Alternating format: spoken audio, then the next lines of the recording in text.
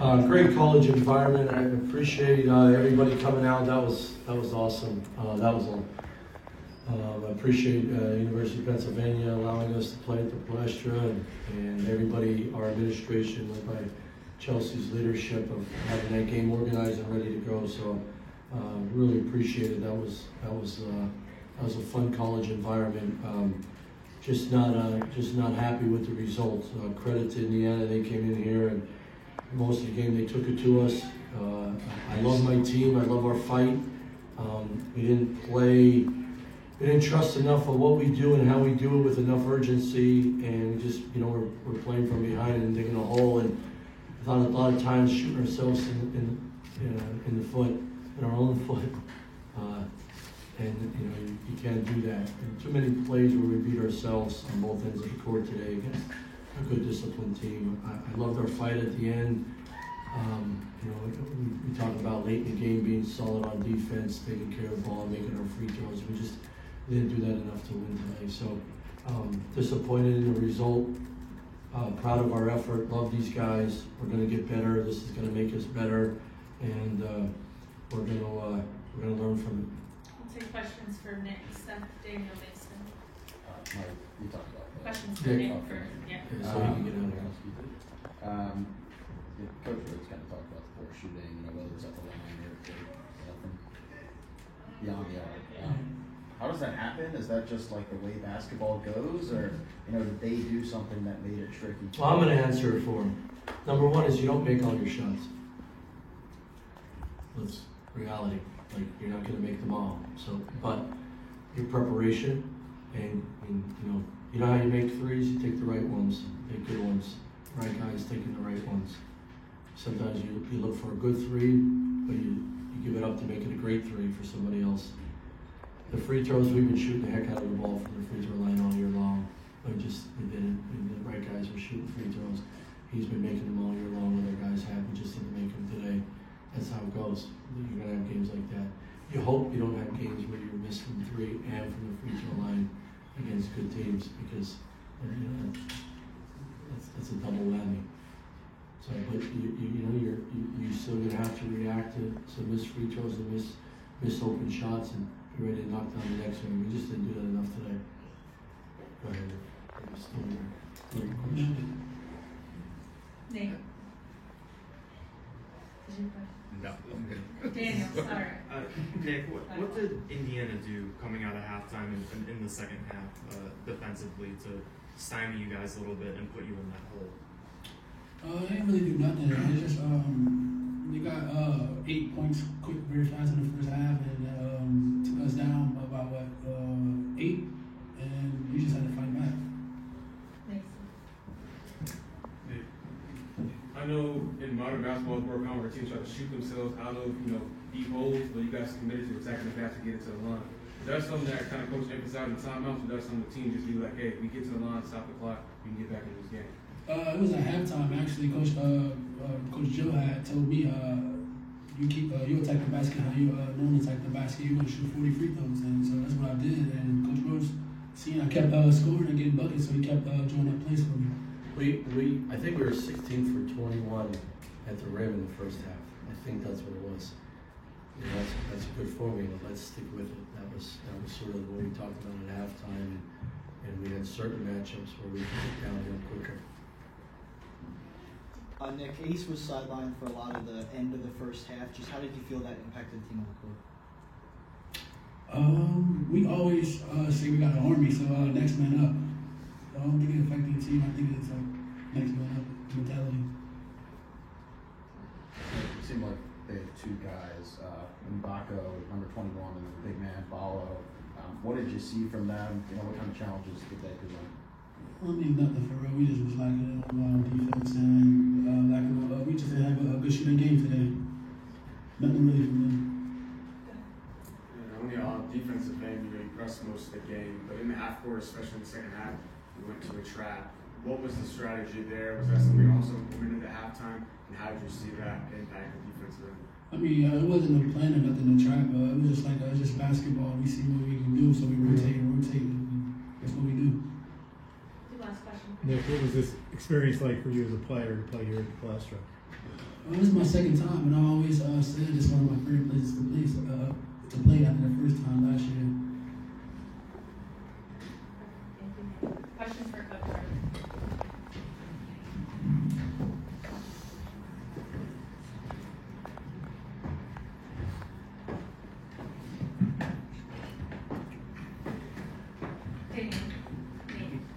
Mike, same thing I just asked Nick. What kind of flip there at halftime from Indiana for them to put you? Yeah, we weren't ready to play coming out of halftime, and that's on me. I'm mad at myself because we've had some really good starts the second half, so we didn't today. And the one thing, you see that shot go in early, you think you can make the next one, and that's what happened. And we ended up making 7 second half threes. I didn't think we got back in transition. One poor coverage on the ball screen, and two, but really the one in that 8-0 run there. We had to call a timeout. So not enough urgency to start the half. We always talk about we want to win the middle 8, the last 4 minutes of the half, the first 4 of the second half. We sure didn't do that today. Nate?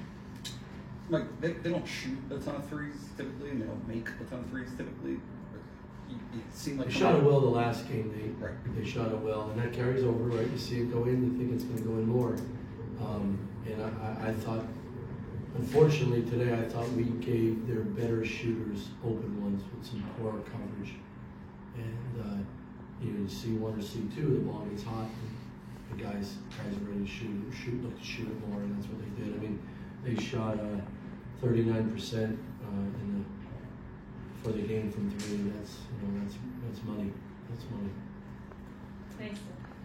Coach Rose, I know you got answered it earlier, but for your team to be disciplined enough to continue attacking the basket instead of trying to focus on getting it all back to threes, what does it say about your team's discipline down the stretch to kind of stick to what's working as opposed to trying to figure out on their own? Yeah, I mean, we're when we play, we trust what we do, and we have this urgency. We're a downhill team. We have multiple guys that can get downhill and make plays for themselves and each other. We didn't have enough of that today. When you're ready to get blown out, it's amazing how the urgency meter gets turned up, and then we got back. We got going with that, and Nick had some great plays and got us going. But there's some other guys, and then that ball gets hot, and we start scoring in different ways and putting pressure on them. Thought in the first 26 minutes, 30 minutes of the game, we were very, not going to say lackadaisical, because I think our guys play hard, we play with decent pace, but just not the pop that we've had most of the year. And when you play good teams in the Big Ten, and you don't have that urgency, that's what happens. Then you're playing from behind. Mike, from what you've seen to this point, through about 15 games now, when you look ahead at the schedule, Illinois, Oregon, Michigan State, do you feel that this team is ready to handle a stretch like that? Yeah, absolutely. I think we have a good team, and I love this team, and we're different. We're different than a lot of teams in the league. So that but we got to have great urgency and great discipline, and the other night we had enough to win the game. We didn't have a great effort, great comeback, whatever, but not enough to win a Big Ten game. And we got to have that urgency and that discipline to go play those teams and beat those teams.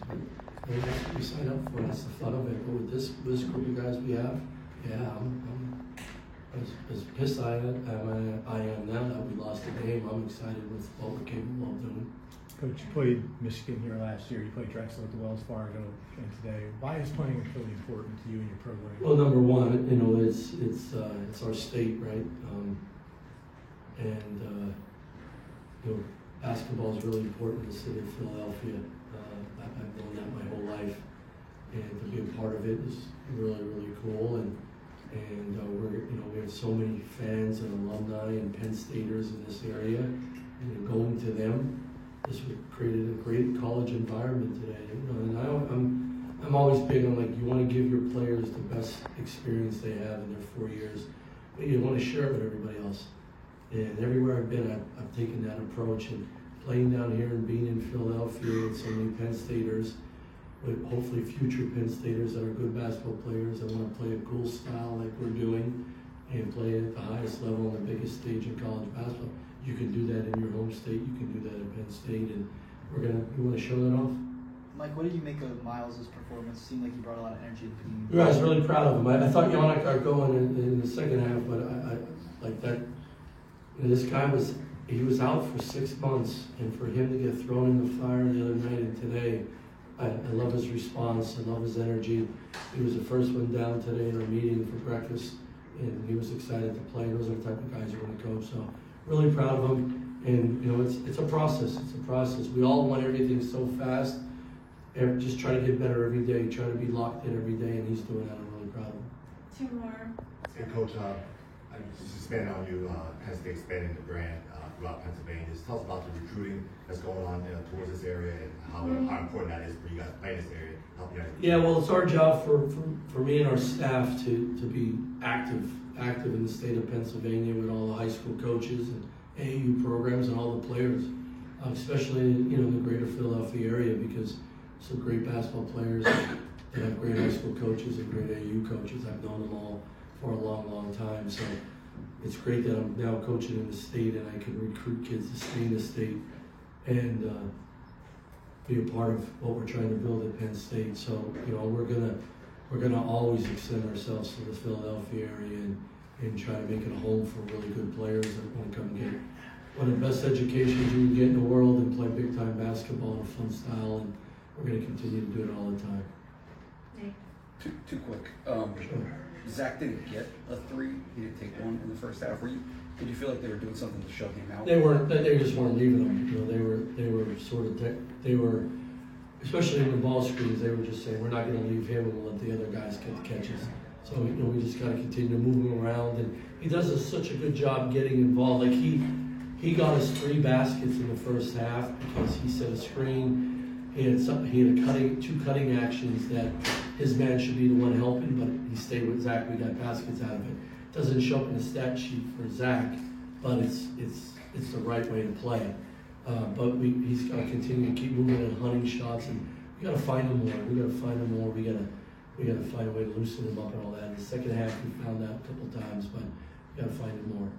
And then the excessive on, what was the explanation on the? Say when he's coming down to grab his head. Thanks, everyone.